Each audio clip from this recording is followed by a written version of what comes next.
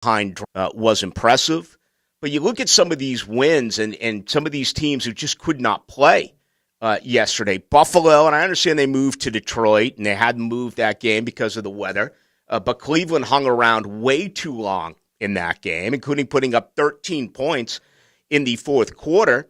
Buffalo able to hang on. Just talked about the Colts and Jeff Saturday trying to go 2-0. If he had won that game yesterday, can you imagine how the dumbing down of the head coaching position honestly would have been in NFL circles? And thankfully, for that reason and that reason alone, Philadelphia got a victory on the road, but a 1-point victory.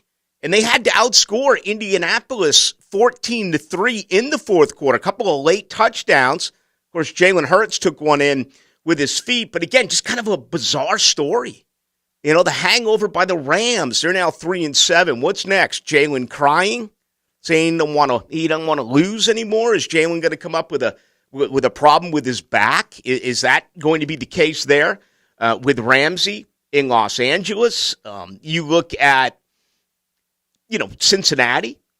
I think some people threw them out of being able to bounce back or repeat and do what they did a year ago, considering what happened when they surprised all of us in the NFL by making it to the AFC Championship game. It looked like you could throw dirt on the Bengals a few weeks ago. All of a sudden, they're one of many teams right now in the National Football League that you can make a case honestly does have an opportunity to make a run at the playoffs. As you know, this is year 2 of the brand new playoff structure, okay? 14 teams, 7 in each conference. Only one club's going to get a bye.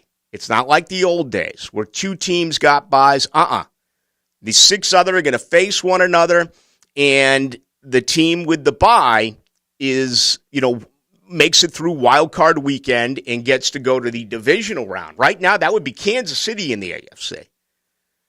And Kansas City's an interesting team. Say what you want about Jacksonville, but they played with them for 60 minutes. And in my opinion, the biggest concern on that particular day was Jacksonville couldn't take advantage of takeaways. And also, unfortunately for the Jaguars, against a very poor rushing offense, they just allowed too much against the run in that game against Kansas City. NFC, it's Philadelphia. Again, 9-1. Where are you, Buffalo? The National Football League wanted to hand the Super Bowl to Buffalo back in mid-September. All of a sudden they're struggling. And if you look at divisional rankings, okay, they're 0-2. That's the second measuring stick. Miami's ahead of them. Both have records at 7-3. But Miami's 2-1 in the division. Baltimore 0-2. So if the playoffs were to begin this weekend, Kansas City gets the bye. Miami wins the East. How's this for a number? The AFC East and the NFC East combined, every single team above 500. The AFC South and the NFC South, all 8 teams, only one club is 500 or better. And that is Tennessee. Every team in the AFC South, besides Tennessee, under 500. Every team in the NFC South, either at 500 or below it. Obviously, when you look at Tampa Bay, who is 5-5, and now Atlanta falls behind after yesterday. They're 5-6. So that's the very latest there. Just the bizarre year, because when we were previewing the schedules, and everyone does it, I had Jacksonville this year. I was thinking, you know what? They could go 0-4 against the AFC West. When I was ranking schedules, I had the trip to L.A., the second most difficult game on the schedule, only behind the trip to Kansas City. And for the record, I had them going to Tennessee as 3 and then going to Philadelphia at 4. Those are my top 4. Well, they go 2-2 against the AFC West, including coming down, 17-0 a couple of weeks ago against the Raiders. It's the NFC East, which is just mind-boggling. This division has gotten rocked the last half decade. It's been a terrible division, really going back to, when Doug Peterson and Philadelphia won the Super Bowl. And all of a sudden, the NFC East 3-0 against Jacksonville, and you still have one game remaining against the Dallas Cowboys. And after watching what Dallas did last night, my God, that's going to be a tough putt.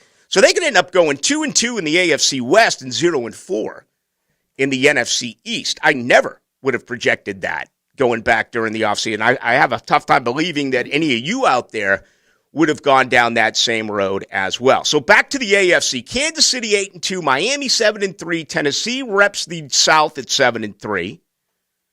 Baltimore coming in here now at 7-3. Yeah, I'm not going to say they were looking ahead, right? They were looking through Carolina to get here to Jacksonville. But if you look at Baltimore's schedule, it's pretty comforting if you're a Ravens fan. Their next 4 opponents are against teams with records who are 3-7. Okay? That includes Jacksonville. That includes Denver. That includes Pittsburgh.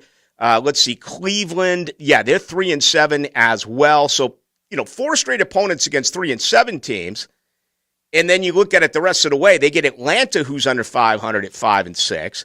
You get Pittsburgh, that just looks really bad right now. Yet another team at 3-7. Then they wrap it up at home, on the road against Cincinnati. And I raised that about Baltimore because all of a sudden they're like, why can't we score? So I looked up the numbers, getting ready for the matchup this weekend.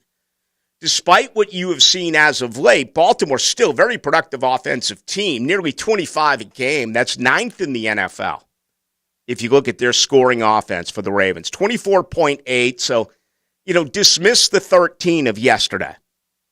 Also defensively, and they're one of the only teams in the NFL that's top 10 in both scoring offense and scoring defense. Defensively, they're allowing 19.9 a game against this Jacksonville offense. So, we'll spend obviously much more time on the Ravens tomorrow night as well as Wednesday night before, obviously, the Thanksgiving holiday. All right, 3 wild card teams right now. Buffalo is your top wild card at 7-3. New England at 6-4. I'm going to talk about the Patriots and the Jets on the other side because I want to get to quarterbacks. All right, and for those of you who have been pounding Trevor Lawrence this year, if you watched that masterpiece yesterday between the Patriots and the Jets, you saw 2 organizations that have no faith in their quarterback. None. Zip. And frankly, the numbers of Mac Jones doesn't support that argument. He averaged 9.1 yards a pass yesterday.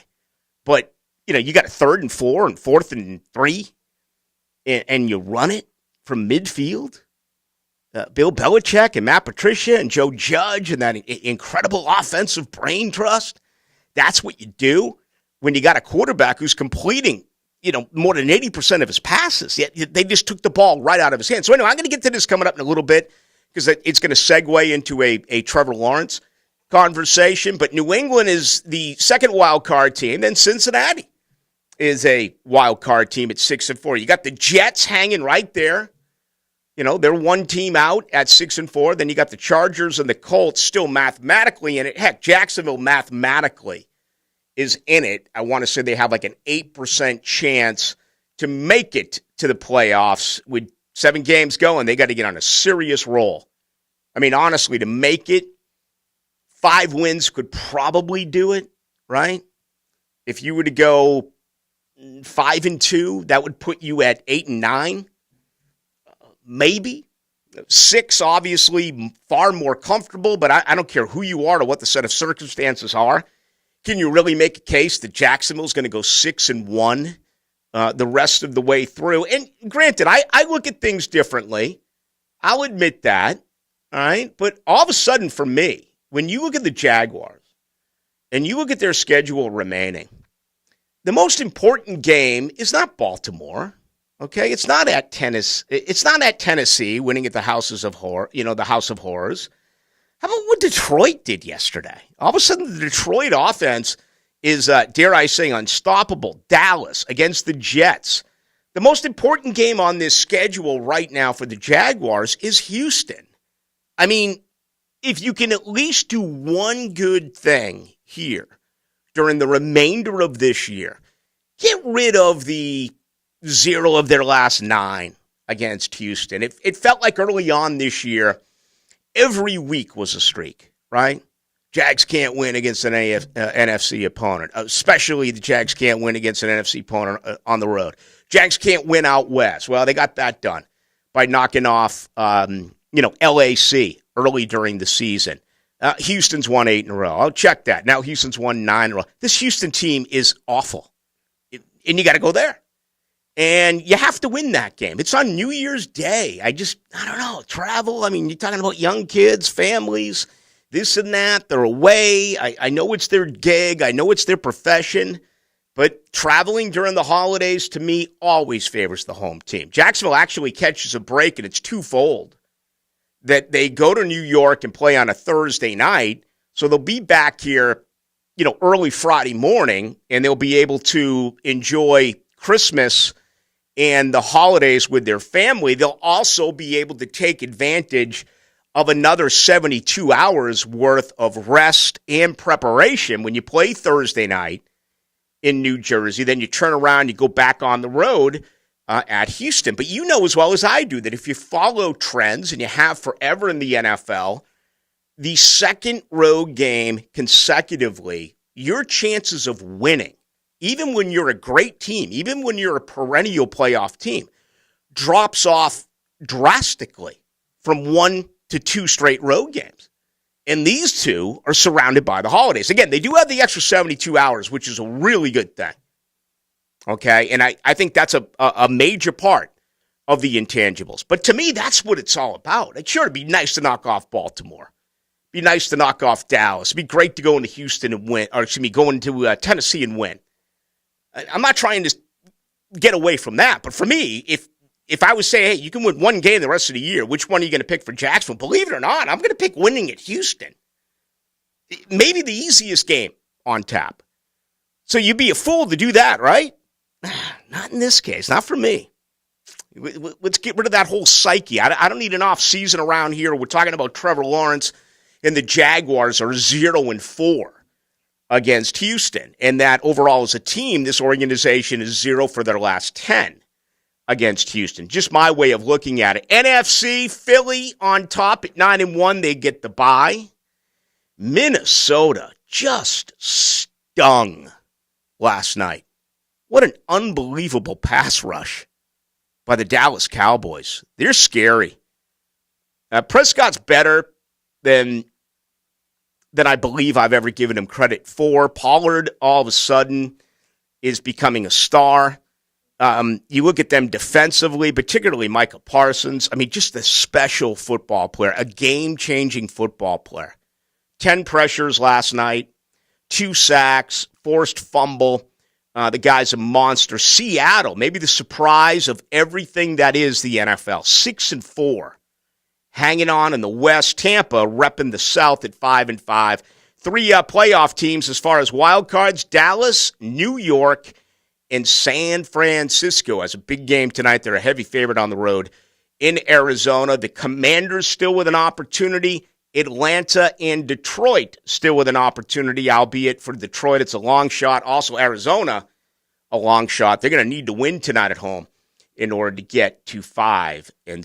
All right, so we're busy. When I come back, we got a lot here on the Jags. I want to talk about young quarterback play right now in the league and where Trevor Lawrence is with some of these draft classes from 2020, 2021.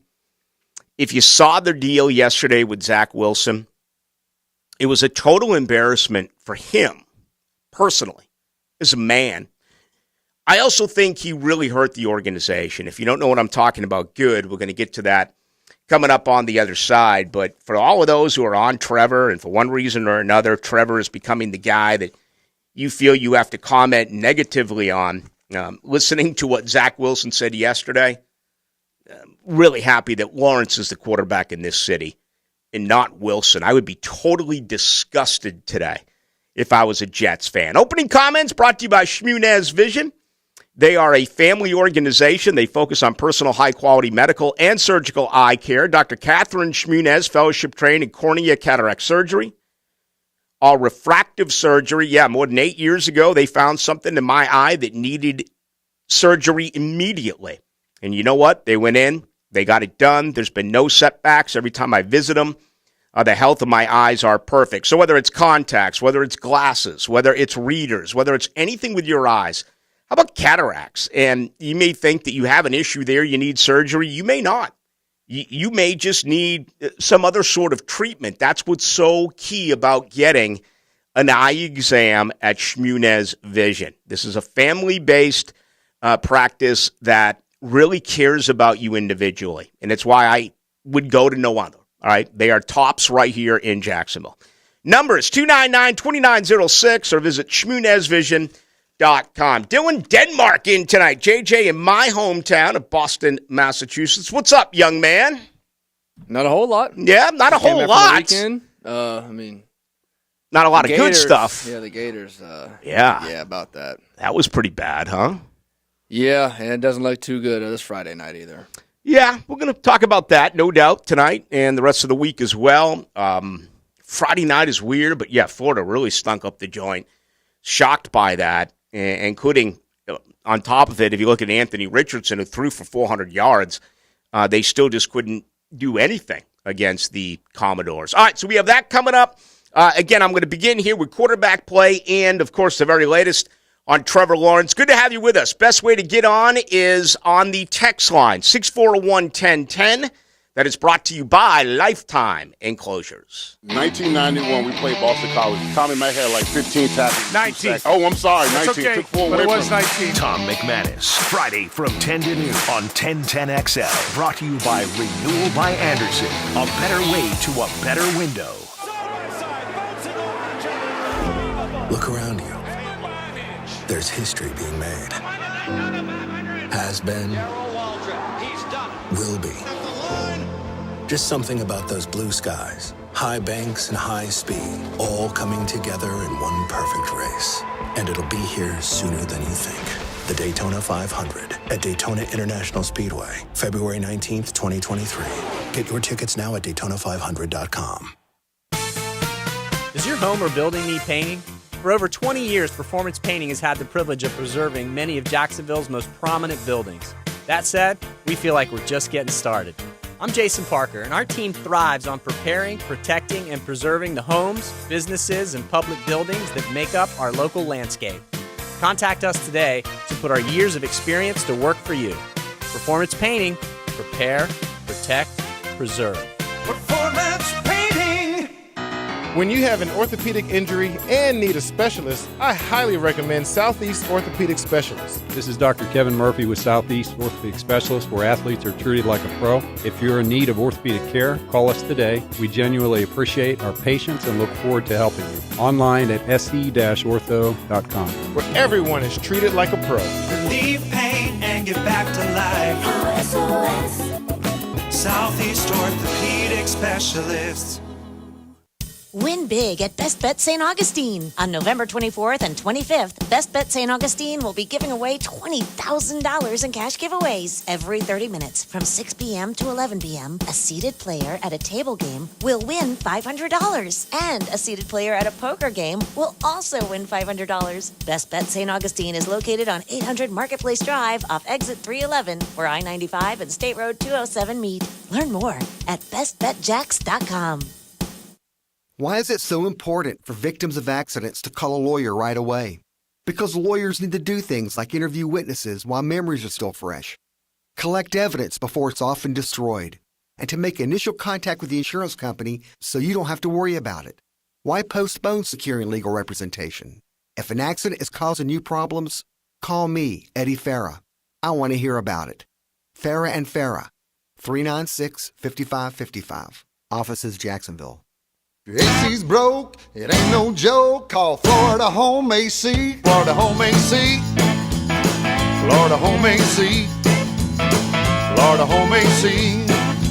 FloridaHomeAC.com. Guys, in the U.S., 1 in 9 men will be diagnosed with prostate cancer in their lifetime. This Movember, the urologists with McKeever Clinic encourage you to have an open conversation with your friends, your family, or doctor about men's health. McKeeverClinic.com. Ballou here for John's Auto. They've been around since 1985. Jax has trusted John's Auto, whether you need routine maintenance or an engine overhaul.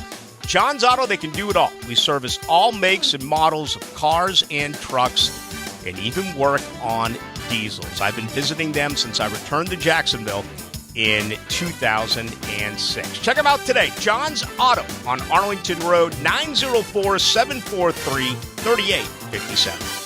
Hey, the guys are all going to watch football at Mr. Chubby's Wings again. Well, we're going too. I swear, they must have over 50 TVs. They even have ESPN Plus. So just about any college game you want, you'll get to watch. They're so nice. They'll turn it to whatever game you want. And the best prices on beer and wings. TVs and football specials? Well, I'm ready to chub it up again. Me too. See all their specials at MrChubby'sWings.com. Locations on Fleming Island, the West Side, and now Ponte Vedra Beach. Mr. Chubby's Wings. Before the game, after the game, and during the game. Superior Fence and Rail knows about exceptional customer service. From the first call to the final inspection, Superior's team provides first-class care with great communication, friendly installers, and quality fence products. There's a reason why Superior is the top-rated fence company in Jacksonville. So get off the fence and call Superior Fence and Rail for your new fence today. When you're on the fence, about a fence, SuperiorFenceandRail.com.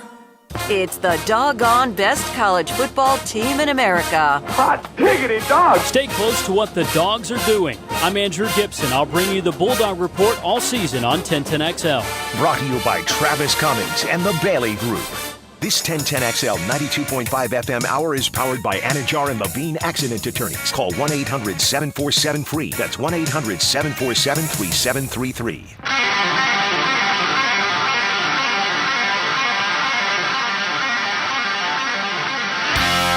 Into the Night with Rick Ballou on 1010XL 92.5 FM. All right, we're just underway. It is 26 minutes past 6 o'clock with you tonight till 8. Hacker Nation will join you then tomorrow night after Helmets and Heels. Wednesday, 6 to 8. Then we're off for Thanksgiving. Thursday and Friday, I'll be back in town for the Jaguars game against the Ravens on Sunday. Going to head to Tampa. Spend Thanksgiving with my GF, my dad, my brother and his family. Also get a chance to visit my mother a couple of days in assisted living, which is disappointing, but, you know, that's what happens when we get older. All right, breaking news in the world of college football recruiting. We have a flip, okay? It's Brock Glenn. He is a four-star. He hails from Memphis, Tennessee, and he had given the verbal quite a while back. I think it was, a year ago? Or was it this past July? This July. He gave it to Ohio State. He is flipped to Mike Norvell and the Florida State Seminoles. 6'2", 195, a four-star, and even better, his name is Brock. I mean, I love this kid. Without knowing anything about him, I want my quarterback to be named Brock, okay? I mean, there's certain names that really, to me, equal a great QB. I'd like to say Brock. What do we have around here? We have Brock Berlin, right? He played for both the Gators and the Canes. Who else do we have as a Brock? Was Brock Sanders, or was it Brock? It was Brock Sanders, right? Who I think was kind of his alias for Chest Rockwell in the Dirk Diggler movie, Boogie Nights. They kind of, went alias for a while, kind of their inner ego, if you will. And I want to say it was Brock Sanders there. What else do we have as far as a Brock, though? I mean, I like Brock. I think Bo would be cool. You don't want any bad names like Chubba. Maybe Florida State had Chubba Purdy. You could just tell that was going to be a failure from day one. But here you go. I don't know anything about him, okay? And that's today's college football recruiting. It's not like the old days. The internet is won out. The transfer portal's going nuts. Brock Bowers, Georgia. Brock Bowers. Obviously. Oh, yeah. There's an NFL man. Yes. Mm-hmm. Georgia's going to put a couple of tight ends in the NFL. Of course, Bowers is ineligible for another season. So that rolled in a couple of minutes ago. Brock Glenn, 6'2", 195. Flips from Ohio State to Florida State. Huge week for Florida State. I'm going to get to that coming up here in just a couple of moments. As I said, though, I do want to begin with the quarterback play. it's time, in my opinion, to really look at the classes of 2020 and 2021. And there's been so much, so much of a difference as far as the opinions that have been offered this year about Trevor Lawrence. And I think there's a lot of different groups out there.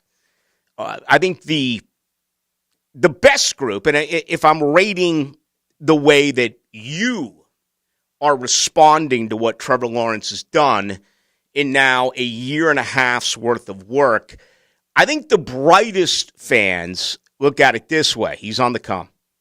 He's getting better. It's nowhere near perfect, but it could be a hell of a lot worse. See Zach Wilson. See Mac Jones.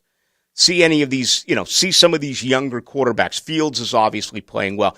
And if you go to the draft class the year prior to that, it really looks good, okay? Herbert looks good. Obviously, all of a sudden, Tua, even though it appeared it was going to take a little while for him to get things going, he looks special. Joe Burrow has already made it to a Super Bowl in just 2 years, and all of a sudden, Cincinnati is a team that is absolutely has the arrow pointing forward. Jalen Hurts, totally surprised by Jalen Hurts.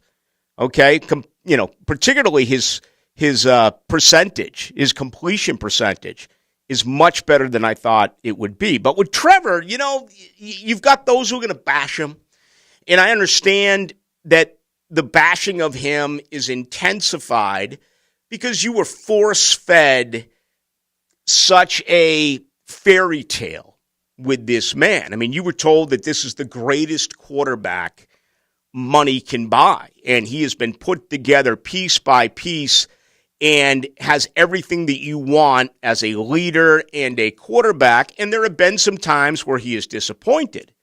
Okay, so you have that part out there with that fan base. You have the other that is just convinced that it's not going to work, that he's a bust, and that he was overhyped, and he was overplayed, and he just doesn't have the it factor. I think that is absolutely, totally, completely absurd. Here are the facts. The guy's 23, man. He turned 23 a couple of weeks ago. And his leadership has been questioned in a lot of ways. He's not the raw, get in your face, scream down to others. That's not what he is about. However, there's accountability with Trevor Lawrence. You listen to what Zach Wilson said yesterday. I'm so happy that that is not the case here in this city. And, the tough media here in Jacksonville would be on him, right? The fan base here in Jacksonville obviously would be on him. I can't wait to see. And I hate using the term I can't wait. It drives me nuts. And I just said it. But I am incredibly interested in how the New York, New Jersey media is going to handle this. His actions yesterday after a 10-3 loss.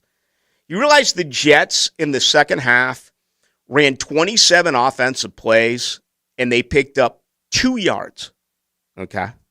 2 yards on 27 plays. And it's a basic question by the media scribe. He's like, Zach, you guys just put up 3 points. Your defense held New England to 3 points. If you didn't see the game, it was a punt return. And there was a block in the back. I mean, they didn't call it. It was one of the stupidest penalties I have ever seen because the punt return man was going to score. And it was like totally irrelevant. There's times when you'll see a holding. Let's say the ball is being run to the left and you have your right tackle or your right guard who will commit a holding, yet the defensive player isn't within 5 to 7 yards of the back, and he has absolutely zero chance of catching him. And you say to yourself, why in the hell would they just commit an offensive holding play like that? It was the same deal yesterday on this punt return. It's like the guy's by you.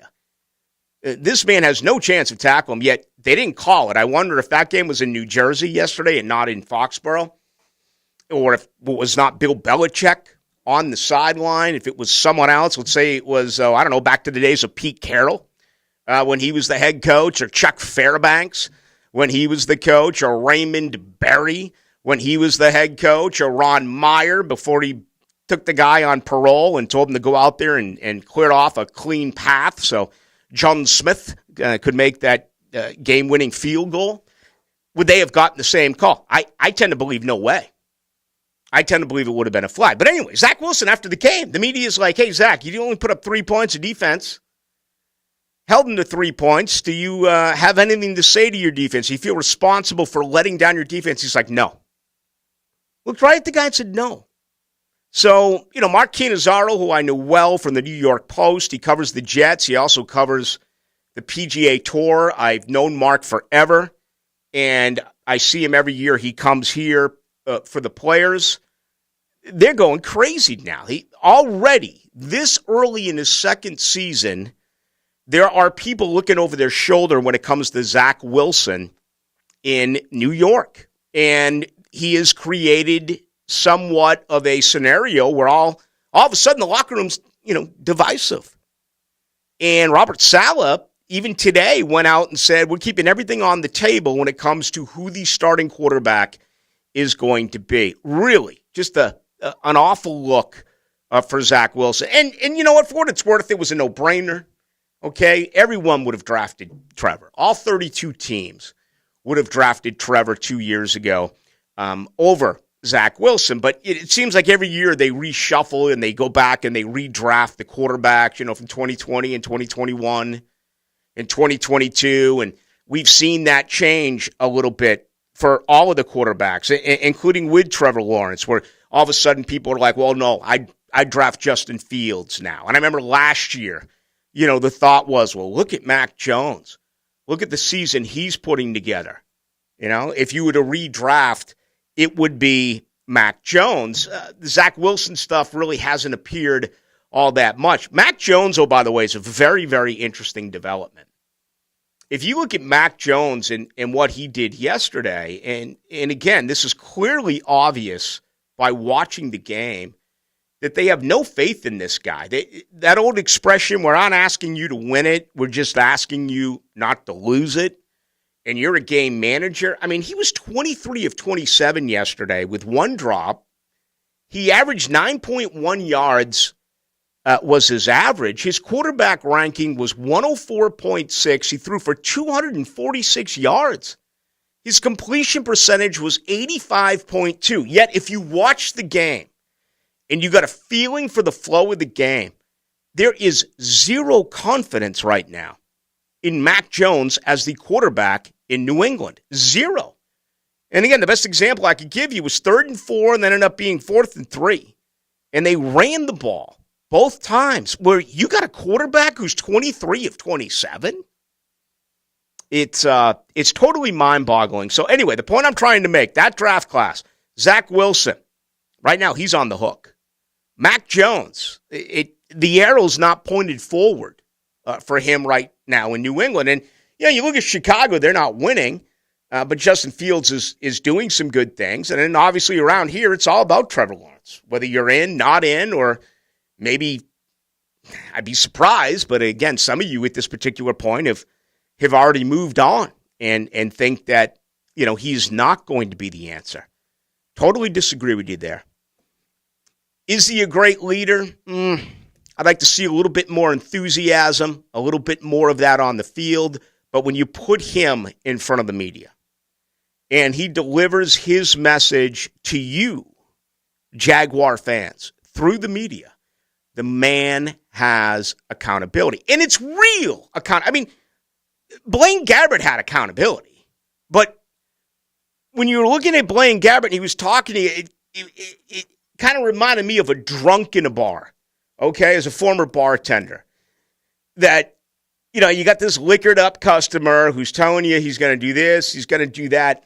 Blaine Gabbert, obviously sober, but he would take everything on, and it's going to be this, it's going to be that. But then you really looked at his body language and his facial expressions, and you saw him in the locker room, and the fact that he didn't react well, at least in my opinion, with teammates, you knew it wasn't genuine. Even though it was being told, it didn't feel right. It feels right here with Trevor. Regardless of what the situation is, he deserves credit for that. Okay? He needs to be better. There's no doubt he needs to be better. But when it comes to self-awareness and discipline and putting it on himself, he does that. And by the way, I understand the other side. I can understand if you're like, Ballou, just shut up. The guy promised us, in Houston, he's on the goal line, he throws a bad pass and it's picked. And he promises us that that's not going to happen. Then he goes out and does the same thing 3 weeks later. Okay, I can't defend that. I'm aware of that. But I still think much better than these other couple of quarterbacks who really both, especially Zach Wilson, very difficult day on Sunday. All right, we got much more to do. Let's do this. Let's take a break. When we come back, I got something with the Jags I'm going to throw out to you, give you an opportunity to respond. Again, the best way to do so is on the text line, 641-1010. Also going to get to some college football. What a Saturday. My goodness, the upsets in the world of college football. All of that's coming up. Again, best way to get a hold of us is the text line, 641-1010, brought to you by Lifetime Enclosures. It's been a season of promise. Christian Kirk made the catch, and Jacksonville has scored again. And growing pains. And that is how the game is going to end. The young Jags showed their progress Sunday at the bank against Baltimore. Really think about the first 10, but more importantly, I want to think about the next back half of this season. Everybody believes in what we're doing. Everybody believes where we're heading. I think if we continue to improve, anything's possible. That's what great teams do, and we're close, so we just got to start doing more of that. Jaguars, Ravens. I believe that our goals are still in front of us. Sunday at 1 on 1010XL, home of the Jaguars. When Wingstop made the chicken sandwich, you know they couldn't just make just one. Now you can have all 12 sauces and toss favorites, like the OG Hot, with a side of ranch, mango habanero, and my favorite, lemon pepper. This is Leon Searcy, and you're hearing it from me. The Favorites and Chicken Sandwich is back at all your local Wingstop locations. So do like I do. Pick your favorite flavor and try the new chicken sandwich today at Wingstop, where flavor gets its wings. Why live with foot or ankle pain? If you have persistent pain, numbness, tingling, burning pain on the bottom of your foot, or swelling that doesn't improve with home treatment, it may be time to see Jacksonville Orthopedic Institute. Our foot and ankle specialists have innovative new options to help you get back in the swing of things without persistent pain that slows you down. Call JOI 2000 or go to joionline.net for an appointment.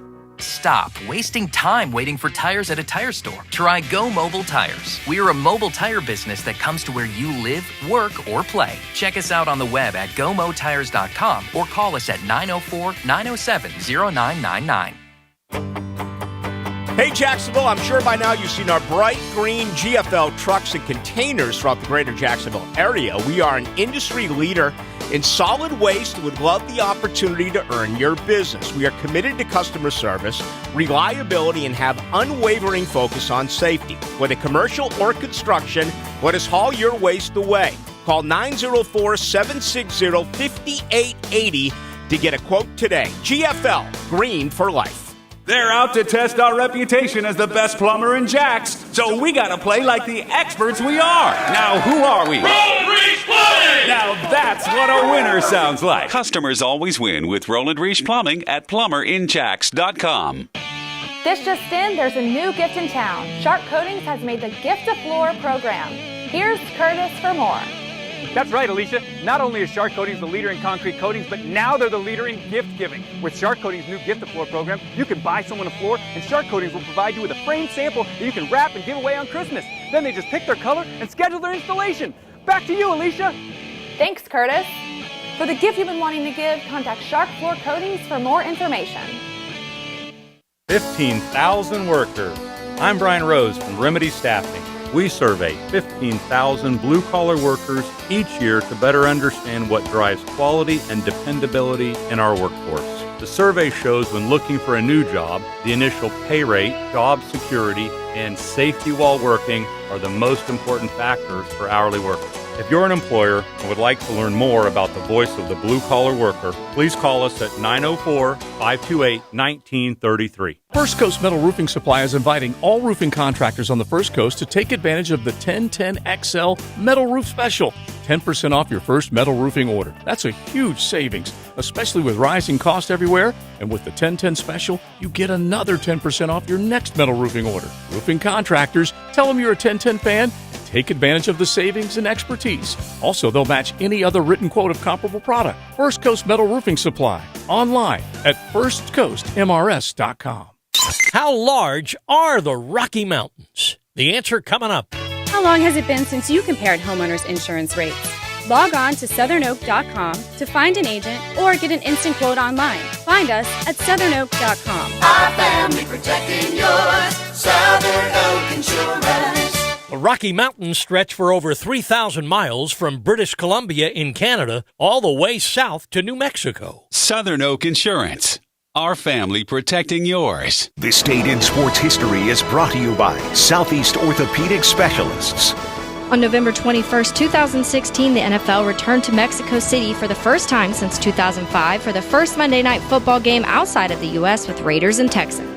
This 1010XL 92.5 FM hour is powered by Anajar and Levine Accident Attorneys. Call 1-800-747-FREE. That's 1-800-747-3733.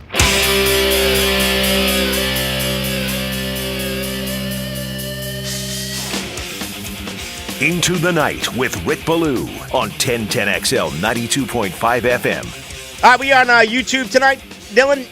We are. How do the listeners pop on so they can check out what's happening here? Go to youtube.com, go to the search bar 1010XL, and you'll see right there, live on Into the Night with Rick Ballou. You know, I'm pimping all my sponsors tonight. I got a Miller Lite vest. I see that. I got a Stream Song ball cap, golf cap. Color coordinated, right? Representing. I would probably be accurate if I told you that I was about out the door and the GF said, that hat doesn't go with that Can vest. you imagine what men's wardrobe would be like without women? Bro, I have zero clue on how to get dressed. None. And I think I'm starting to get a little bit colorblind when it comes to dark blue and black. Really? Yeah, it's the only crossover that I have issues with. And I've noticed it, believe it or not, on golf courses too. You know, I'm not worthy of hitting from the black, but I do play the blue. And there's been times where, you know, let's say it's a normal round and I've had 17 Miller Lights and we're popping up to the 8th hole. Okay, I can't tell if it's blue or black. Everything looks the same. Mm-hmm. So you kind of just judge on the distance. No, I trust the rangefinder. Yeah. Okay, or ask one of my buddies. That's how it works. Thank you to the millions who have responded with Brock Heward, Brock Osweiler. It was Brock Landers with Chess Rockwell. I want to say Brock Landers was Chess Rockwell, and that was his. Or maybe wasn't it Dirk Diggler and Chess Rockwell, and then it became Brock Landers. And I'm not sure which Chess Rock. Anyway, great movie. You ever seen Boogie Nights? You're too young to go back and watch that. I'll watch it tomorrow. I mean, come on, it's great stuff. It's Burt Reynolds.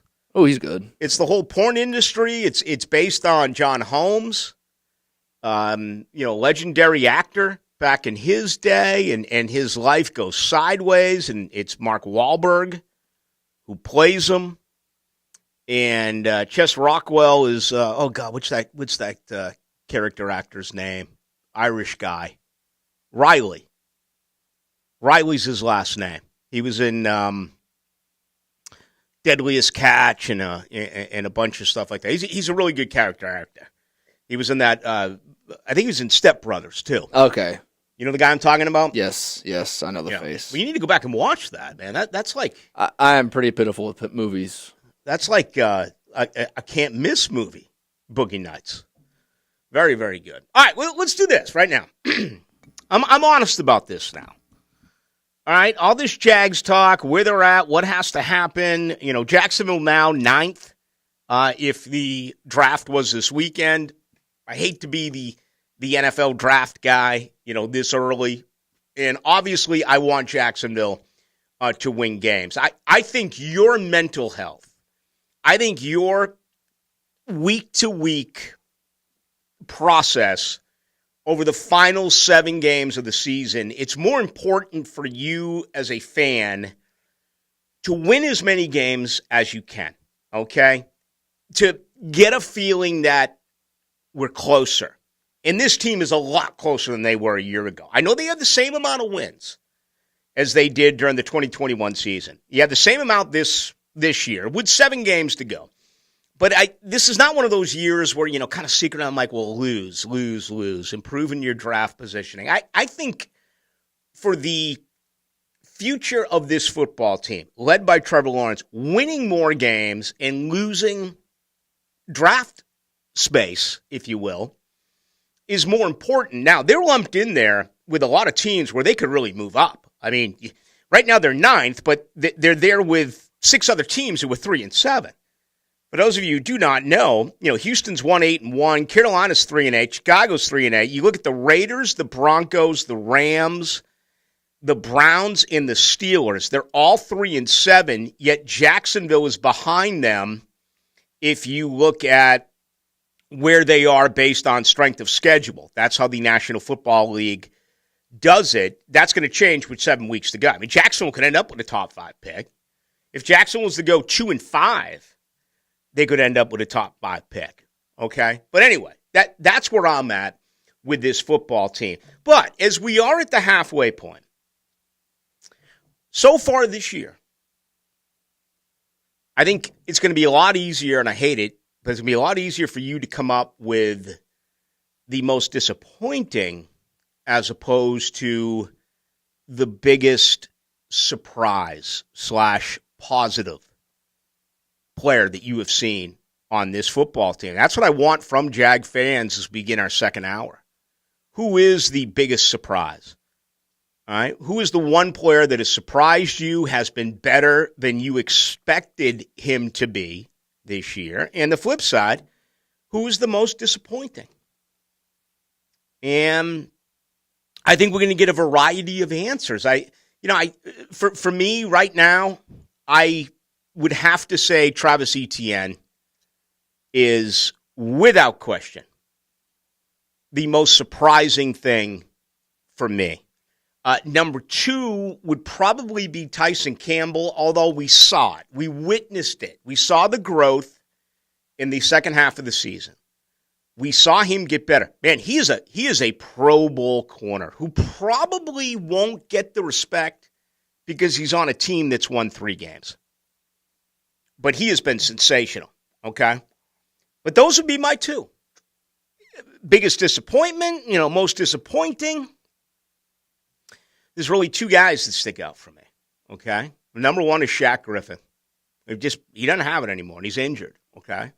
He's your highest paid player. And it's been awful since day one. I mean, this guy made more than $30 million and just did not play anywhere near the price tag. He'll be gone. He'll be a cap hit. They will cut him at the end of the year. Number 2 for me is Josh Allen. Okay? Nice player, good guy. I mean, perfect in every sense of what you want as far as a representative of your organization. He is a fantastic human being. He's just not a great football player. I tweeted it out last night as I was watching the game, and I saw the sack by Micah Parsons. He forced a fumble. And I was like, I get it. I get when Jaguar fans are like, why isn't Josh Allen like this? Why isn't Trayvon Walker like this? And, you see Aiden Hutchinson, who had yet another pick. He's had 2 picks now in the last couple of weeks. He had a fumble recovery.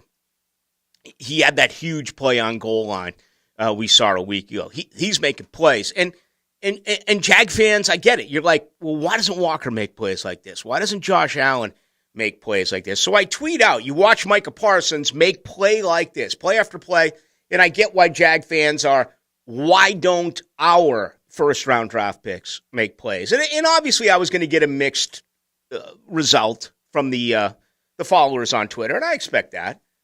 One was, well, there was no one in the draft that was equal to Micah Parsons. And I'm like, well, hold on a minute. The guy went 12th.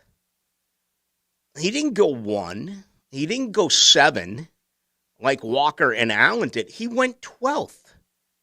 And so I'm just not going to let it, I'm not going to let it happen both ways. And you can bring up injury concerns with Micah Parsons, and you can bring up the fact that he missed the entire 2020 season at Penn State because of COVID. And say what you want about that, but there was a difference in opinion with the COVID talk.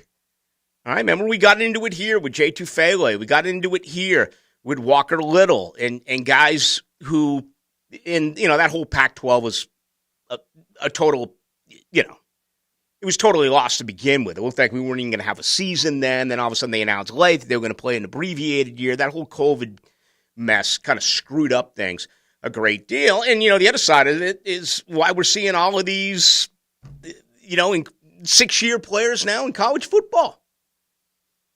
All right, that's another thing I got lit up on. We're talking about Sam Hartman in Florida over the weekend. Some people there have issued me a drug test for coming out and saying that. Well, we'll see what happens.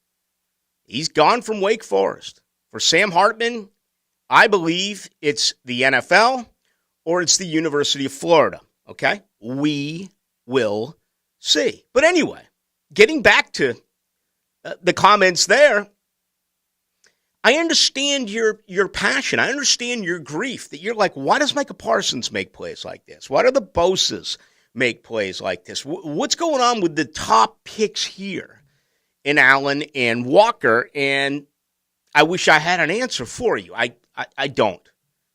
I don't have one at this particular point. But I think a lot of people will probably go in his direction. So light him up. Let's do that. And give me what you believe has been the biggest surprise so far on the Jaguars as far as the halfway point. Also the most disappointing player that the Jaguars have had 10 games in with 7 remaining on the schedule. So we'll do that as we begin hour number 2. It's good to have you with us. Along with JJ, my name's Rick Ballou. Again, the best way to get on board is the text line. That is 641-1010, brought to you by Lifetime Enclosures. The best ability is availability. If you're hurt, you can still play. If you're injured, you can't. Listen for the personal injury attorneys Farah and Farah Injury Update on 1010XL. Farah and Farah, protecting you and your family since 1979. Jacksonville. If you're like most people, you're not even thinking about replacing a water heater until your existing one fails. Of course, that always happens at the worst possible time. If you'd like to avoid an emergency, give Duck Duck Rooter Plumbing and Septic Services a call. We have different options and brands available and can get your appointment scheduled today. When you're stuck, call the Duck. 904-862-6769.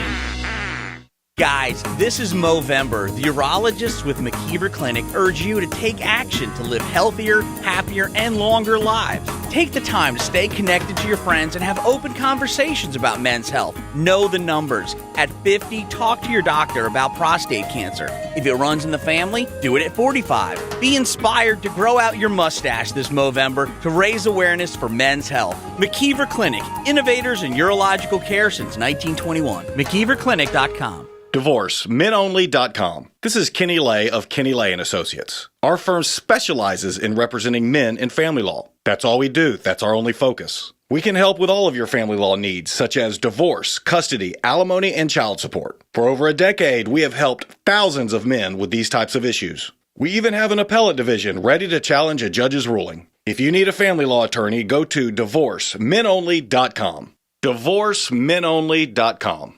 Offices, Jacksonville. WJXL AM Jacksonville Beach. WJXL FM Jacksonville Beach. Mark Watson with Hardball Creative. This past year has taught us to value the important things: our health, our friends and family, cooking for ourselves, and logo polo shirts. Check them out at hardballcreative.com. Hardball Creative. Hardball does it all. Here at Rhino Shield, we've been protecting homes for over 20 years. We are your go-to coating company for repairing and coating stucco. But Rhino Shield is engineered for any surface. Our coating is perfect for any siding or material used on homes. From stucco to vinyl, brick, wood, hardy board, or stone. If it's on your house, we can coat it. It's a new day at Rhino Shield, so give us a call or visit us online to set up an appointment. Rhino Shield, engineered to outlast paint. This is Keith Catlin for Catlin Truck Accessories, and we are so blessed to be in business for over 100 years. Over 100 years of the best product and customer service means you can count on Catlin. From roll and lock bed covers to Lear toppers to cam locker toolboxes, Catlin Truck Accessories has you covered when it comes to your truck or van. We do those too. Got a fleet of vehicles? We can outfit them all. Who can you count on? Count on Catlin. One name, one location, 100 years. You can count on Catlin. Look around you. There's history being made. Has been. Will be. Just something about those blue skies, high banks and high speed, all coming together in one perfect race. And it'll be here sooner than you think. The Daytona 500 at Daytona International Speedway, February 19th, 2023. Get your tickets now at Daytona500.com. I'm here with Clayton Bromberg of Underwoods. If you're going to buy an engagement ring, how much should you spend? Frank, that's a question we hear a lot, and the guideline most often used is the equivalent of 2 months' salary. But I'll say this, the price you pay for a diamond is directly related to its beauty. If you want a big, cheap diamond, I'll guarantee you it's poor quality, and that's not what we carry at Underwoods. If you want a diamond of fine quality, cut to the right specifications for maximum beauty, not maximum weight, that's the kind of diamond we have at Underwoods. You see, when somebody's been married for a long time, they don't always remember what they paid for their engagement ring. They probably remember the sacrifice they made to pay for it. And when you consider that a diamond engagement ring will be worn every day for the rest of her life, most people will agree that a really fine quality diamond ought to be considered. That's what we specialize in at Underwoods and have since 1928. That's Underwoods in San Marco, in Avondale, the Shops of Ponte Vedra, Underwood Jewelers. Hey, the guys are all going to watch football at Mr. Chubby's Wings again. Well, we're going too. I swear, they must have over 50 TVs. They even have ESPN Plus. So just about any college game you want, you'll get to watch. They're so nice. They'll turn it to whatever game you want. And the best prices on beer and wings. TVs and football specials? Well, I'm ready to chub it up again. Me too. See all their specials at MrChubby'sWings.com. Locations on Fleming Island, the West Side, and now Ponte Vedra Beach. Mr. Chubby's Wings. Before the game, after the game, and during the game. This 1010XL 92.5 FM hour is powered by Anajar and Levine Accident Attorneys. Call 1-800-747-FREE. That's 1-800-747-3733. Let's go into the night with Rick Ballou on 1010XL 92.5 FM. Jacksonville and Baltimore Sunday at 1. The Ravens are in first place in the AFC North. The turnover takeaway ratio, huge. Baltimore +9. That's saying something through 10 games. Jacksonville +1. Remember early on in the season, they had it at +7 and went a little bit sideways on them. Of course, did a great job with turnovers recently, but it wasn't enough to get the W at Arrowhead. Jacksonville comes in. They average 21.6 a game. That's 19th in the NFL. Against a Baltimore defense that allows 19.9. That's 10th in the NFL.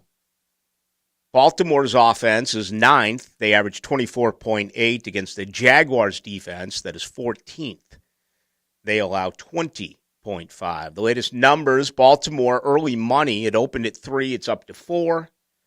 The total now at 44 against Sunday at 1. Should be really interesting. See what the Ravens. I mean, you know Jax is going to play with them. They play with everyone. This team does not get blown out. It's going to be an intriguing game coming up here Sunday at 1. It's one of those deals again where you look at the numbers and you kind of like, really? And after watching what Baltimore did yesterday at Carolina, you tell me they're still 9th in the NFL? 24.8 points a game. And again, I'm always going to go scoring offense, scoring defense. I've never been able to understand why so many members of the media, when they talk about team offense and team defense, that they actually use those statistics. Overall offense, team offense, is based on yardage. Why isn't it scoring? I think yardage is overrated. I think yardage can expand when you have a big lead and you're on your heels and you're playing prevent. I think the flip side of that, offensive numbers, and Jaguar fans, you've seen this, unfortunately, for the last decade, that doesn't matter who the quarterback is. You're going to see offensive passing numbers go up dramatically in the third and fourth quarter because the team is trailing. And they're one-dimensional. They're going to throw it. So you look at total offense, and it's yards, yet that is the measuring stick by so many in the NFL. I don't get it. And what's the most important thing to do in football? What's the most important thing to do? Score. Right. What's the most important thing to do in football on defense? Stop them from scoring. Exactly. That's got to do with the red zone. So why is offense measured on yards and defense measured on yards, not on the most important component, which is scoring? And you think, too, like any really good defense, like I think of the Carolina defense when they went to the Super Bowl a couple of years back with Cam. Excuse me. If the defense gives you good field position, well, then from their metrics, the offense is going to be worse because you're going to have 30, 40-yard field goals. You're right. I mean, hey, listen, I get it. You can cook the books any way you want and put some spin on it. But and I understand also this has been going on for decades. Okay, but I've just never. You read articles, and they talk about total offense and total defense. And I was like, why? Why are you wasting time with total? Create an argument for me. I'll listen. Create one for me and for the listeners that proves that you get more by your total offense and your total defense than your scoring offense and your scoring defense. Starting field position is a key component to that. I'll give it to you. How many people do you ever hear talk about the average field position to begin a drive? You're going to hear all the time about time of possession. You're going to hear all the time about third down conversion rate. You're going to hear, and heck, this city has been told time and again that Jacksonville is top 3 in the NFL on first and second down. Jacksonville has put together top 5 in the NFL when it comes to 60-yard drives or more. Very impressive. First downs, very impressive. Red zone scoring, okay, not as much. You're 19th in the NFL. You're just over 54%. It's better than a year ago, but it's still not where you want it, okay? I can't figure that out. Why yards and not points? Seriously, if you have a good answer for me on that or a good reason, I'd love to hear from you. 641-1010 text line brought to you by Lifetime Enclosures. It's just, it's always been amazing to me. It really has. All right, getting a lot here. Positive, Zay Jones. He's been reliable and a surprising target for Trevor. He's not making a huge splash plays, but he is the one disappointment, Josh Allen. And then he puts in capital sack the quarterbackers from the 59-13. Well, Matt Jones, I don't know where that came from. 74-28, Ballou. I don't want to get into that either. That's more Jags, but it's more draft. Biggest surprise is Travis Etienne. Okay, Mike Caldwell has done a remarkably terrible job as a defensive coordinator, especially because you have an offensive-minded coach and a very young defense without appropriate leadership. That is from the 0561. Well, and that's a major, major concern. And that is something now that completely has to be under the microscope over the final 7 games. What's going on here? Okay, do you have the talent to run the defense that Mike Caldwell has been running? I thought against Kansas City, it was a pathetic look. Number one, Kansas City came in, won against the pass, okay, or the top-rated passing offense in the NFL. Kansas City has the top-ranked scoring offense in the NFL, and they were 23rd against the run. And they had just come off a game where their backs had 13 carries for 14 yards. And they absolutely gutted Jacksonville when it came to running the football. And Jacksonville looked out of position. Jacksonville looked like there was very poor communication. I mean, there were times where you were rushing three. Several times you were rushing three. And you know who the three were? Roy Robertson-Harris, Devon Hamilton, and big Foley Fatukasi.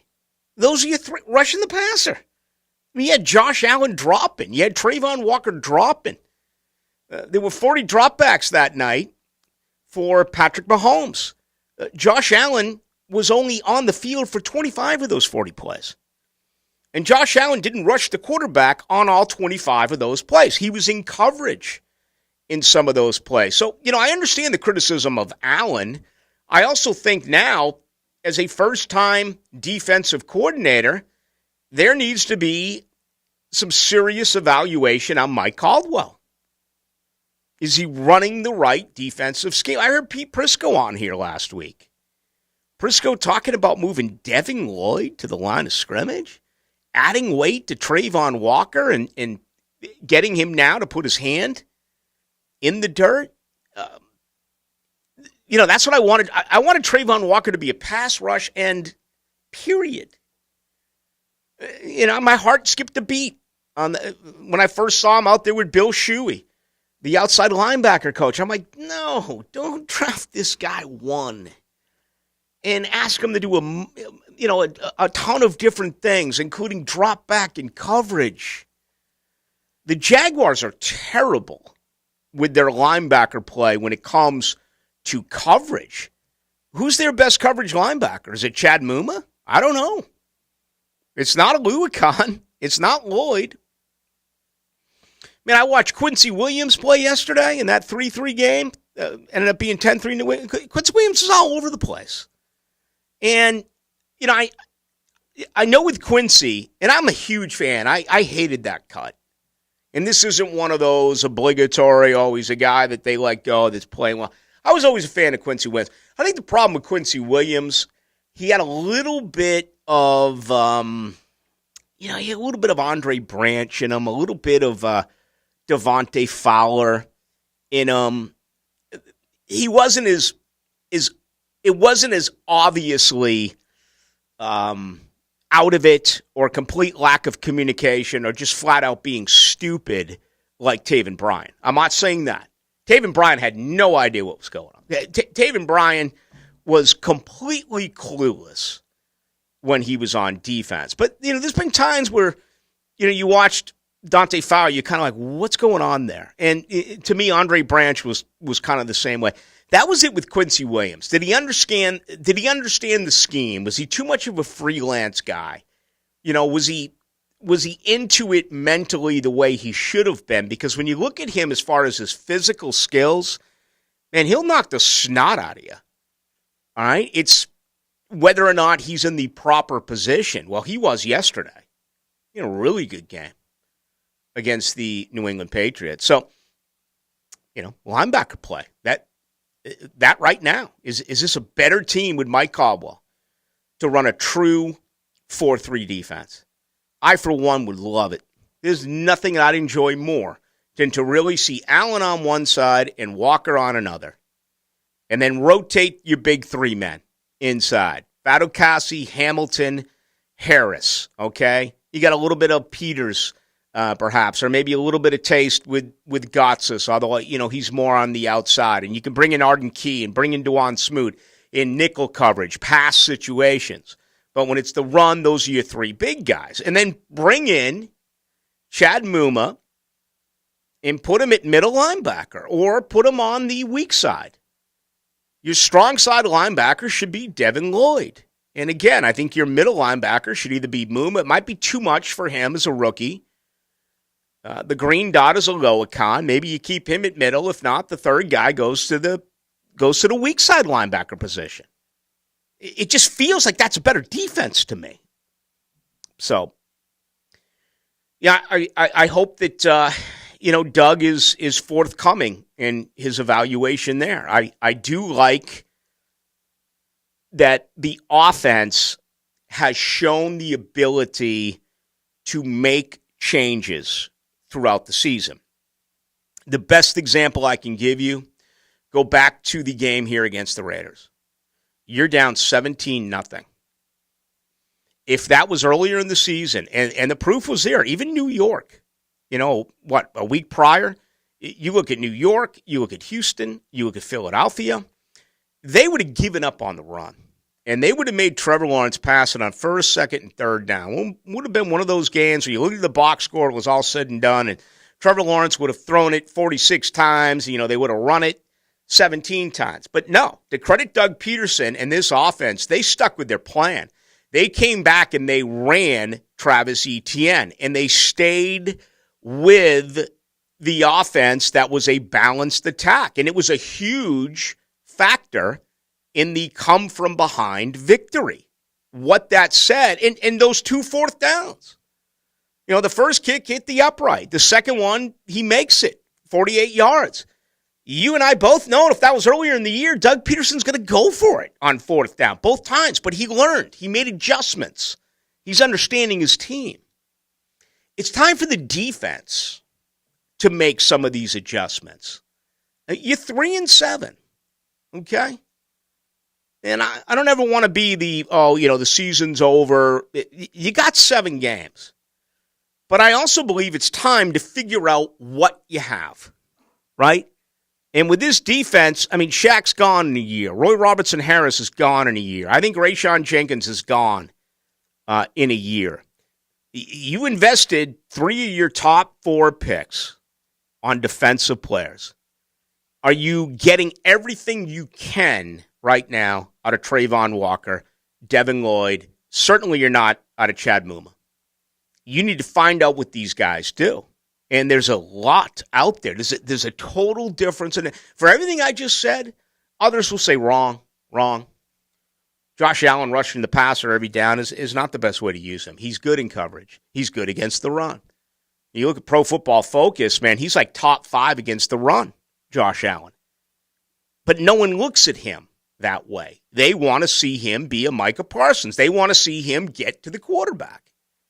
And it's not happening. He's got the pressures, but others will tell you that pressures are a very overrated statistic. It comes down to quarterback hits. It comes down to quarterback hurries. It comes down to sacks. And he's not getting them right now. All right, we got much more to do. More of your feedback. Again, 641-1010. Halfway through the season, or a little bit more than halfway through the season now, with 10 games down and 7 remaining. Who is, in your opinion, the best surprise on this Jaguars football team this year, and the biggest disappointment? Again, the best way to do that is on Twitter, Ballou1010XL, or go to our text line. That is 641-1010, brought to you by Lifetime Enclosures. 1010XL brings you the orange and blue. Touchdown, Florida! 85 yards! The Gators head to Tallahassee to chomp the chop. Chomp, chomp, chomp! Friday, kickoff at 7:30. Pre-game coverage starts at 4:30 on Jacksonville's home of Florida Gators football. 1010XL. Rick Ballou for Carlson Dental. I've been telling you this for quite some time because it's true. I hate going to the dentist, or at least I used to hate going to the dentist. I had total anxiety, and then I tried sedation, light sedation for cleaning and deep sedation as well for cavities and root canals. Folks, it's an incredible experience. So don't be nervous. Don't be scared. Go to CarlsonDentalGroup.com. That's CarlsonDentalGroup.com for all of your dental needs. I'm Tom Coughlin, founder of the J-Fund Foundation, helping local families tackle childhood cancer since 1996. And I'm Dan Hicken, asking you to be there again for these kids on November 30th with 1010XL. Thank you for supporting the J-Fund. This is Hayes Carlyon for First Florida Credit Union. There's comfort in having real-time financial solutions you can trust. When it comes to your money, count on First Florida Credit Union. When value counts, rely on First Florida for rates and rewards that give you the freedom to enjoy more of what you want. When service counts, depend on First Florida for the conveniences you expect and the personal connection you deserve. First Florida Credit Union.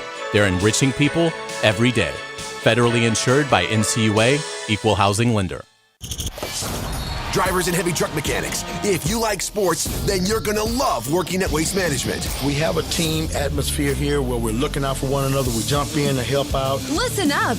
WM is now offering a $5,000 new hire bonus to CDL drivers and heavy truck mechanics for jobs at our sites in Jacksonville, Green Cove Springs, Callahan, and St. Augustine. It's camaraderie. It's everything. I like it. Steady work, competitive pay, weekly paychecks, opportunities for overtime, paid training, and a generous boot and tool allowance. Plus, over-the-top benefits like 100% tuition coverage for you and your family, and home every day. CDL drivers and heavy truck mechanics. Apply online at WM.com/careers. That's WM.com/careers. Search driver and mechanic jobs in Jacksonville, Green Cove Springs, Callahan, and St. Augustine, Florida. A people first, military friendly, equal opportunity employer.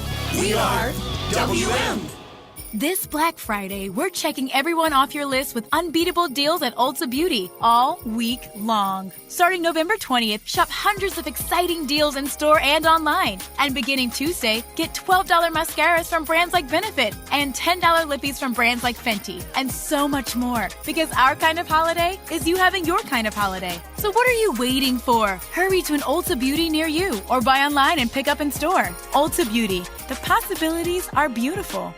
Florida Gators football on 1010XL is brought to you by Renewal by Anderson Windows and Doors, T-Mobile, and Anajar and Levine Accident Attorneys. Call 1-800-747-FREE. That's 1-800-747-3733. This just in, there's a new gift in town. Shark Coatings has made the Gift of Floor program. Here's Curtis for more. That's right, Alicia. Not only is Shark Coatings the leader in concrete coatings, but now they're the leader in gift giving. With Shark Coatings' new Gift of Floor program, you can buy someone a floor, and Shark Coatings will provide you with a framed sample that you can wrap and give away on Christmas. Then they just pick their color and schedule their installation. Back to you, Alicia. Thanks, Curtis. For the gift you've been wanting to give, contact Shark Floor Coatings for more information. Dancing crew, trip for two, nailed the final interview. Game with Doug, brand new mug. Come here, kids, give me a hug. The more you want to do, the more we want to do. New COVID-19 boosters designed for recent Omicron variants are now available. Learn about eligibility and schedule a free, updated booster today at vaccines.gov. Sponsored by Pfizer and BioNTech. This date in sports history is brought to you by Southeast Orthopedic Specialists. On November 21st, 2016, the NFL returned to Mexico City for the first time since 2005 for the first Monday Night Football game outside of the U.S. with Raiders and Texans. This 1010XL 92.5 FM hour is powered by Anajar and Levine Accident Attorneys. Call 1-800-747-FREE. That's 1-800-747-3733.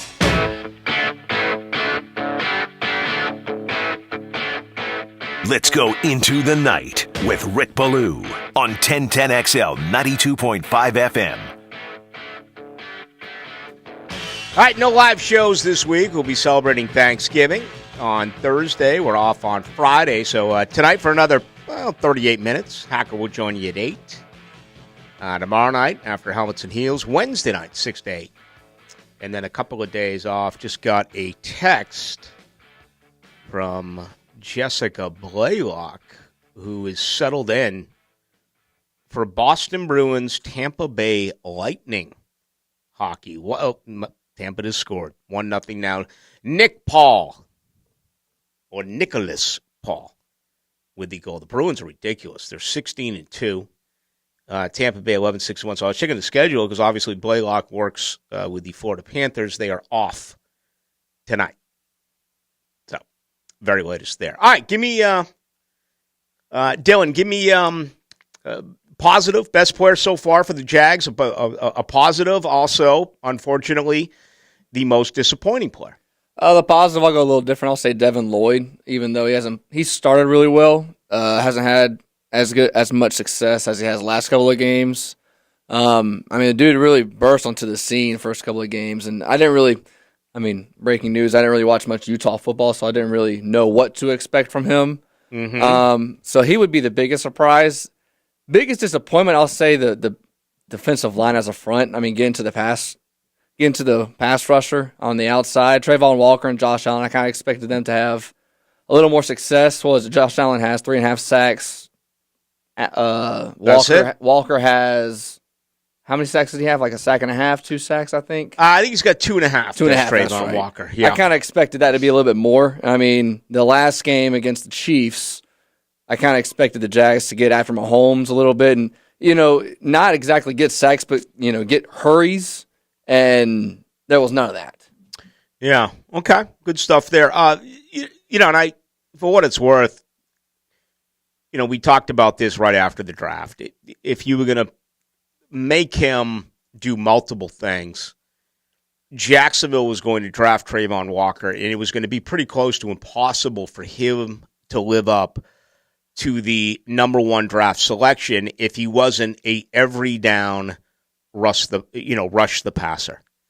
And, we saw him drop back in coverage. We saw the phenomenal interception. Okay? I've watched this guy turn around and run down ball carriers 20 yards downfield. I think he's had a really good year, but he's going to be measured in sacks.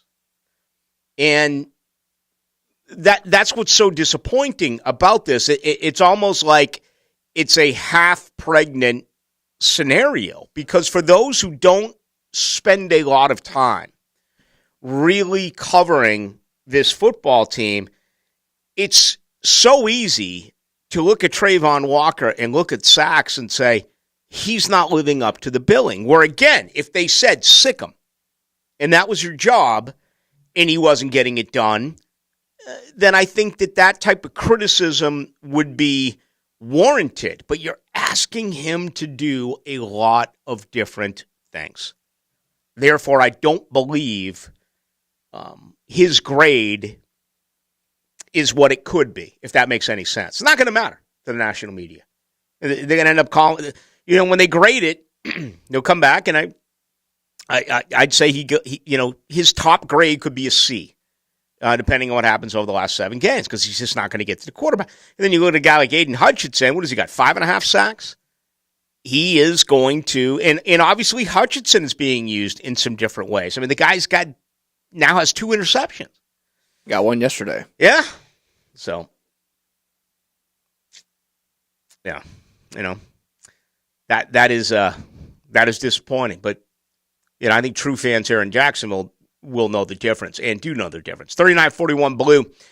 Big fan of the Blue Crab House. Do you have any do you have a reopening status for us? Yes. I have been talking routinely with Tom over there. They said to me hopefully around Thanksgiving, so I got to check back with them tomorrow or Wednesday. But, yeah, I would think really, really soon.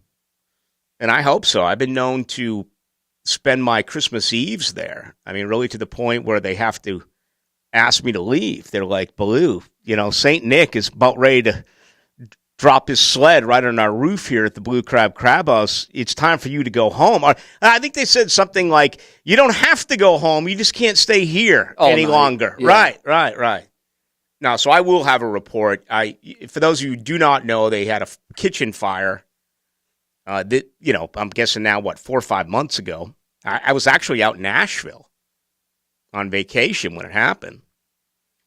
I know their advertising works because I heard from 80, as soon as the first flame went on at the Blue Crab House, I got, no exaggeration, 80 different people that I knew contacted me as if I was the owner of the Blue Crab House. I'm not. I'm just a big fan of the restaurant, and I love the place. So hopefully they're back real soon. That's good business. It is good. It's good food. It is. Crabs, oysters on the half shell, whatever it is that you do like. The good folks there at the Blue Crab House. All right, let's continue on with this. 641-1010. No, I'm not going to do that. Getting a lot of stuff here that I'm really just taking me in some other directions. 9069 says, Ballou, biggest surprise to me, Travis Etienne, between his injury and small stature. I think his production has been remarkable this season. He's shown something new in the league. The small stature is interesting. He's bigger than he looks. Okay, there is, Myles Garrett is a monster. And I remember a couple of years ago, the preseason game, it must have been last year, it was Urban, because I was talking to Malik Jackson, who wasn't dressed on that night. And in the preseason, and Myles Garrett was right there with Malik. I guess I can say it now, right? All right. So anyway, I'm talking with Malik, and I used to do a show here with Malik Jackson. He's one of my favorite players who's come through here recently. When I was doing midday chalk and what have you, we did a year's worth of shows with Malik Jackson, and I just saw him on the sideline. I was a sideline reporter last year, and I'm talking to Malik, and I'm like, man, none of you guys are dressing. And I'm looking at him, and he looks at me and goes, that's because we have a pro football coach. As he was mocking Urban Meyer, obviously, as being a college football coach. But you saw, I got to see Myles Garrett, and I was like, man, now that is a man. And I remember in the same situation, San Francisco, and it was Wes Welker working with Deebo Samuel. I always did that as a sideline reporter. I always watched the opponent work out pregame. I just like to get an idea of what the other side looks like. And I'm watching Deebo Samuel, and I'm like, my God, look at that kid. Look at his lower body. Look at the tree trunks. Look how he's built. That is a monster.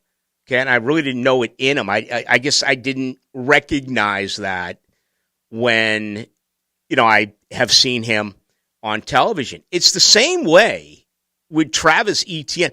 Travis Etienne is a lot bigger than he looks on TV. I mean, he is a legitimate 215, 220-pound man, on a 5'10" frame. And he's broken a lot of tackles this year. It seemed like he was bigger in college. I don't know about that. He looked bigger to you on TV in college than he does here? Like a little bit.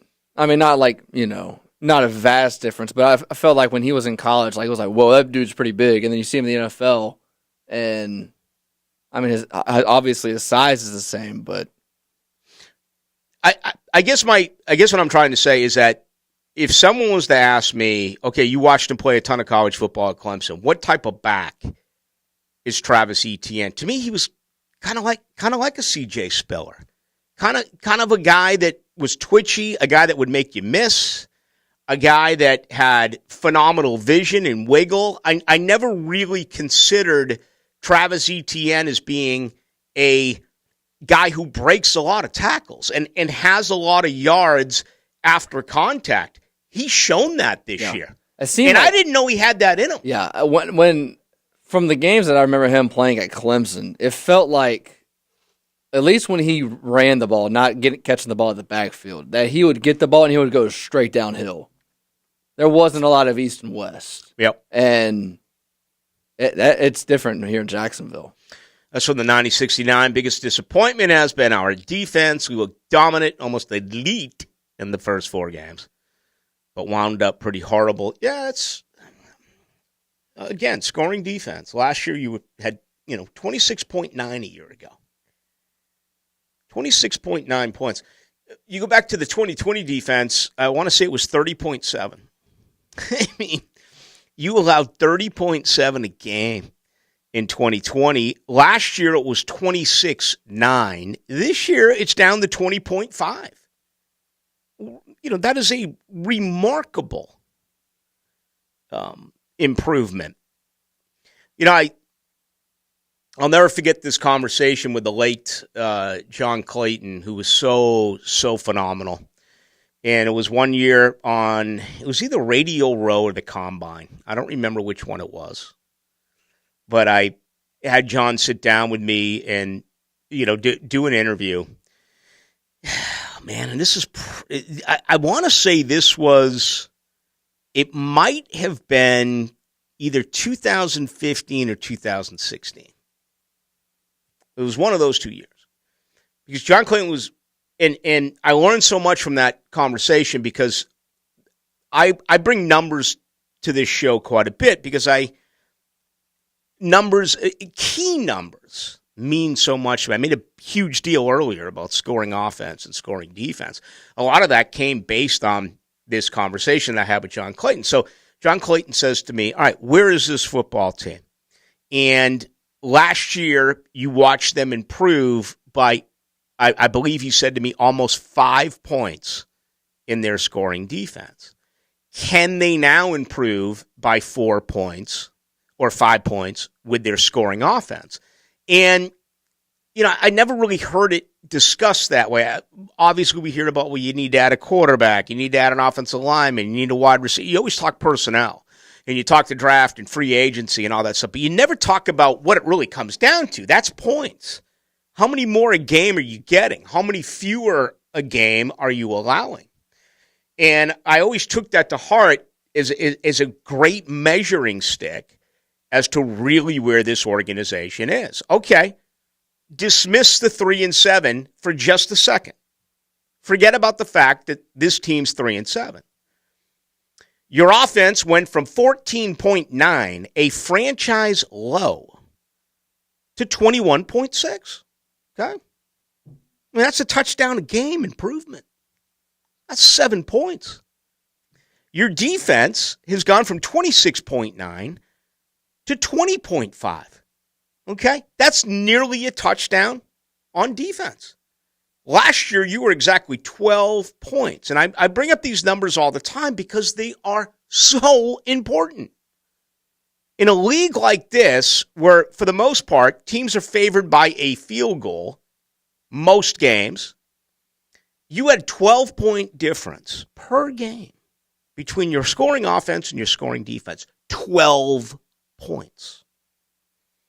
And I remember sitting here talking with all the guests I have on and think, how much can you improve this year offensively? Can you improve by a couple of points? Can you improve a little bit now defensively as far as allowing less? You've improved, okay? You were negative 12 per game a year ago. Right now, you're plus 1.1. Okay? 21.6 scoring a game, 20.5 allowed a game. That's plus 1.1. That's a difference of 13.1 points per game from last year. Yet you have the same record. I mean, it's absolutely, totally mind-boggling. Again, just take that with you. You're 13.1 points better per game than you were a year ago. That is phenomenal as far as your recovery. And there's still a little bit of, there's still some Swiss cheese out there. There are obvious holes that you're like, you got to improve there. You got to improve there. You got to improve. And that's obvious. But it's still encouraging if you look at it that way. And you know what? These aren't garbage points. That'd be another thing. If you're getting blown out, it's 38-20 and you score a late touchdown to tack on these offensive points and it becomes no, that's not the case. Jacksonville's been had seven or eight now fourth quarter leads in 10 games. Hey, that's encouraging, at least in my opinion. All right, when we get back, we're going to take some final thoughts on this. Also want to bring up a little bit on college football. It's rivalry week in the sport that we all love, including Friday night, Florida State, Florida. Bring the juice today, brother. He's got the juice to turn it loose. He's looking to throw towards the end zone. Touchdown! Listen for the Universal Roof and Contracting Offensive Player of the Game. You can't feel this one, something wrong with you. On 1010XL. Toyotathon is on at Butler Toyota Jacksonville. Hey guys, Mike Dempsey here. If you've ever been thinking about a new Toyota or high-quality used car, now's the time to buy. Butler Toyota Jacksonville has special Toyotathon savings on every new Toyota, used car, and certified Toyota. Credit problems? Butler Toyota Jacksonville's goal is 100% credit approval. Is your Toyota ready for service? You have to visit the service pros at Butler Toyota Jacksonville. Plus, get your oil changed in 15 minutes or less. A better experience, it's better at Butler.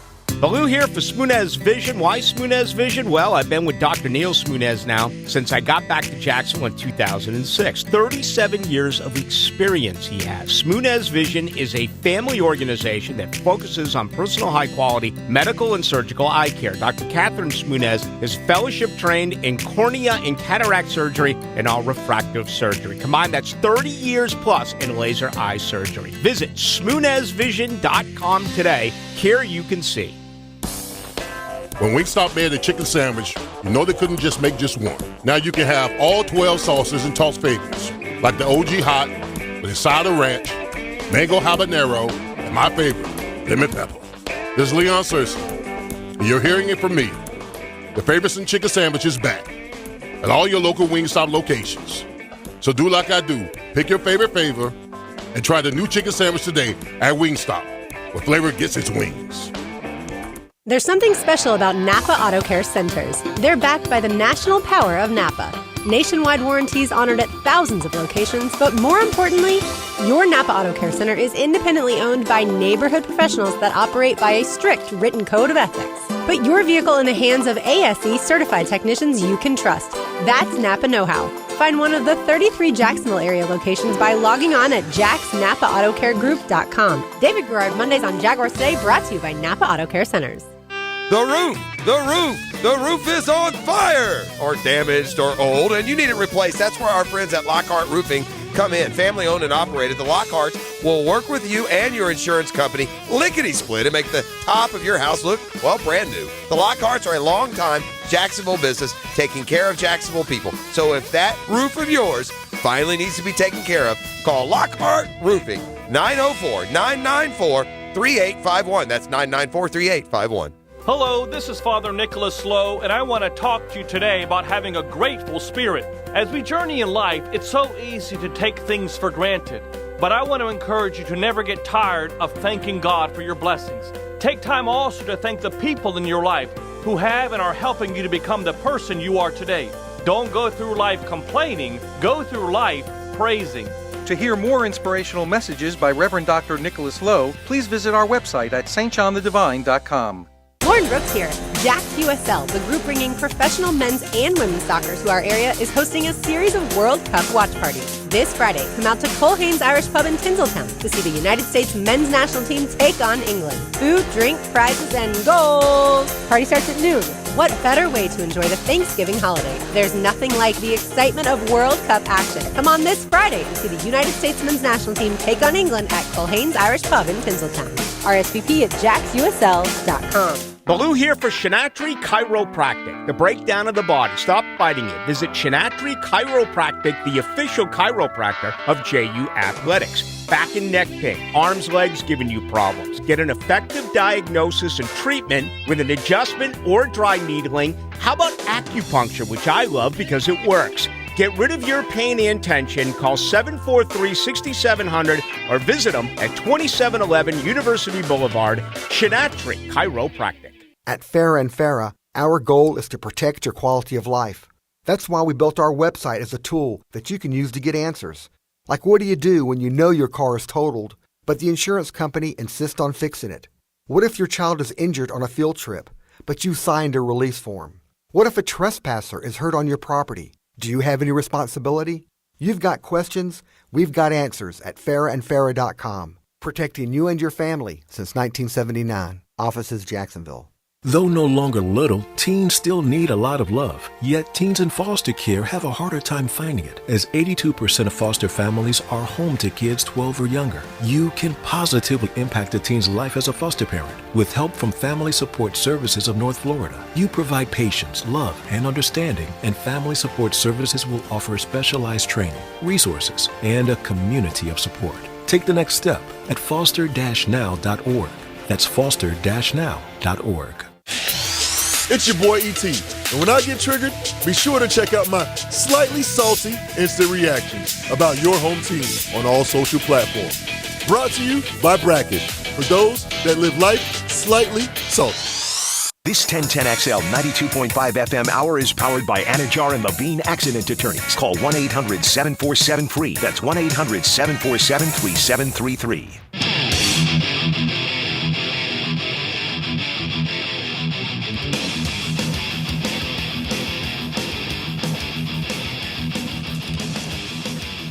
Let's go into the night with Rick Ballou on 1010XL 92.5 FM.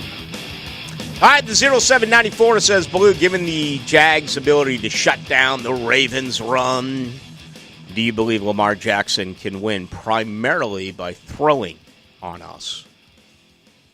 You know, it's throw only. I would say no. I think they do need some sort of a balanced attack, including him with his feet.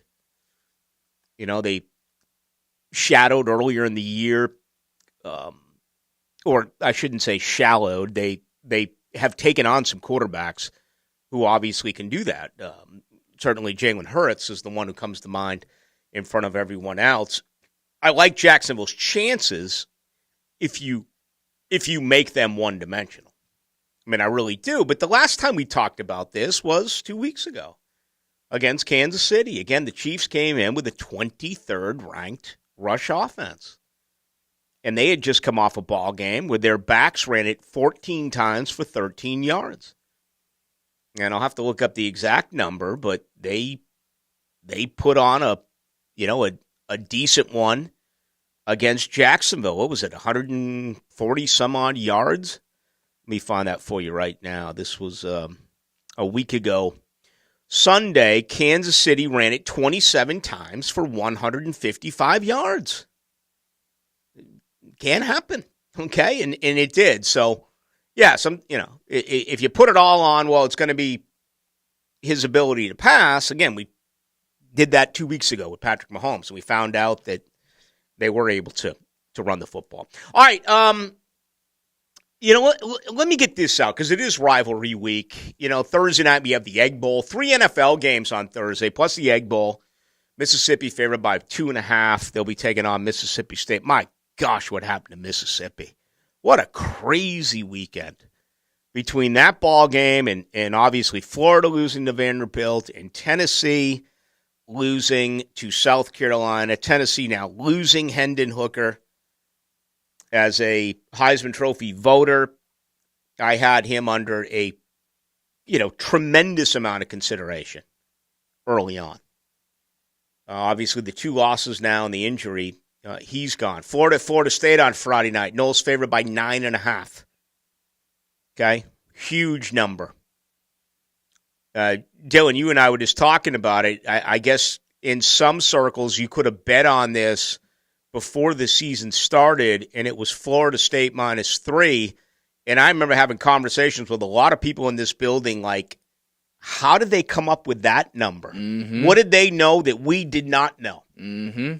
Yep. That number's now tripled. It's 9.5. And deservedly so. I mean, Florida's defense, obviously, we know is not good, and they'll probably be without Ventrell Miller, their best player, for the first half with that targeting call. So it doesn't look good. And, I mean, good grief, the last 4 weeks, Florida State's averaged, right around 40, 41 points a game?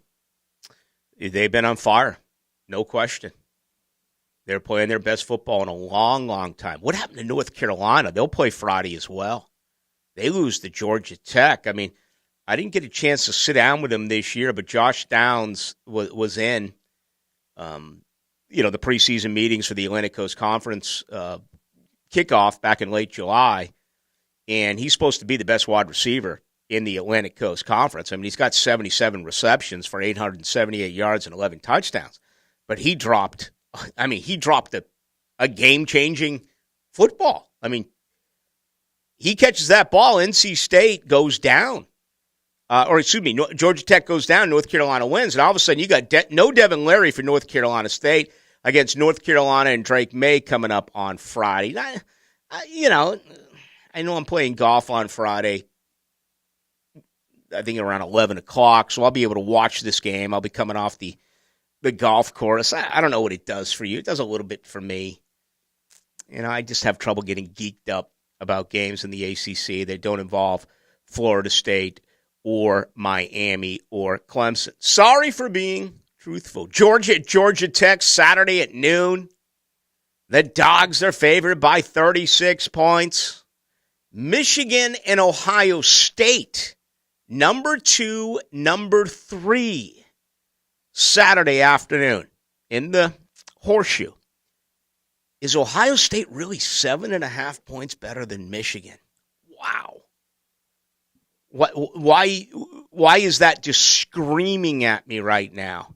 And it's saying, play Big Blue. Play Michigan. Getting 7.5 points in this rivalry game. I tell you what all of a sudden becomes really, really interesting is after what South Carolina did to Tennessee. And is bad. I mean, they couldn't even come up with 200 yards worth of offense against Florida. And you see what they did. They hung 63 on Tennessee. Are you kidding me? South Carolina, 31 of 38. Spencer Rattler looked like the best player on the planet. 438 yards and 6 touchdowns? And then they ran it for 153 yards? You try to tell me you put up more than 600 yards and 63 points on Tennessee? Yeah, that's exactly what happened. So, Clemson's just kind of cruised their way through. Another 10-win season. That's 12 straight now for Dabo Swinney. Clemson favored in this game, as you would expect. They're a 14.5-point favorite. They won 40 in a row at home. Who did Clemson have? Was it Louisville?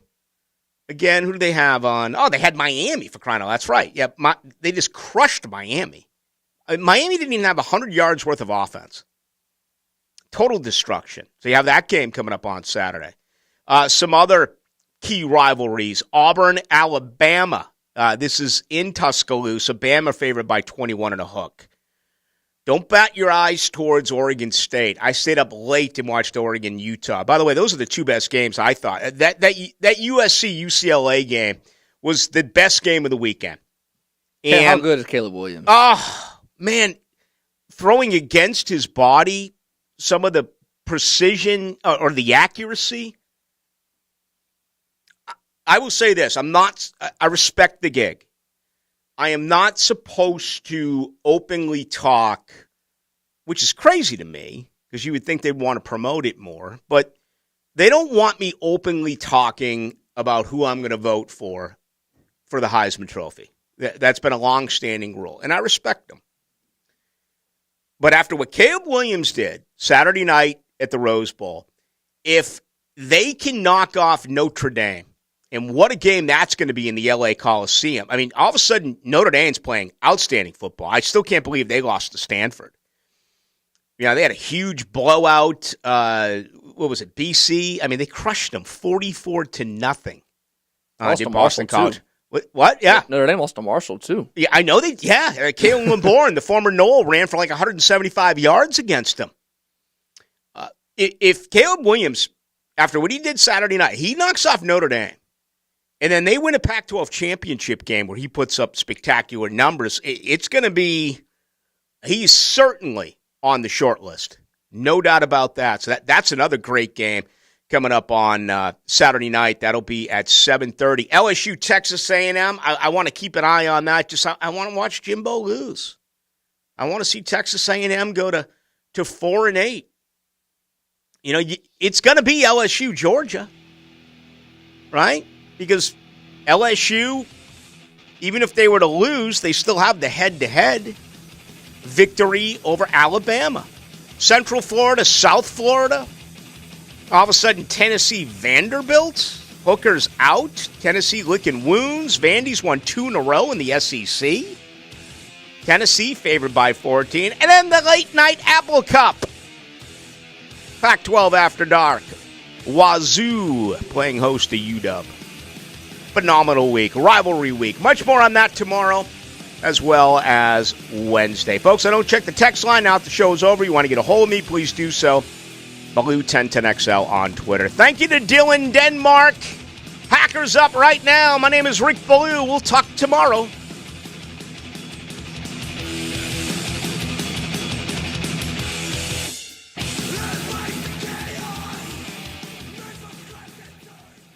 Before the games begin, we'll fill you in. What's going to happen? The weekend starts early with Pre-Game Friday. Who's going to win? We'll get you ready for the games. Brought to you by MyBookie and Dream Finders Homes on 1010XL.